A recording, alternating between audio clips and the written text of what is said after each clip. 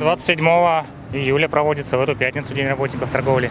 Не знаю. Нет. Завчера был. Честно, не справлял, не могу, даже впервые слышу. Нормально, наверное. Вроде бы магазины все полные продуктами. Не знаю, но год развивается, может, хорошая работа идет, наверное. Когда я хожу в магазин, не было никаких проблем вроде бы. Ну, единственное, была проблема в продуктовом одном магазине, не буду называть название. Кассы постоянно то не работают, то терминал не работает, то еще что-нибудь. Да, в целом нормально. Достаточно нормально. То есть сейчас, когда компьютеры все заменили, всю работу, они нормально все делают, как я, по моему личному опыту. Да, так что оценил бы хорошо, вполне.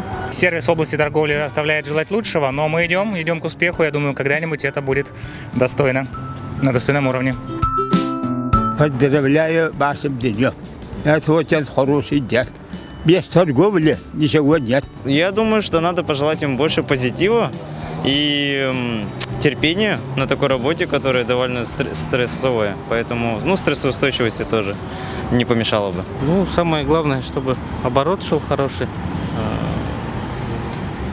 Как говорится, если у работников торговли все будет хорошо, то и нам будет, как говорится, жить лучше.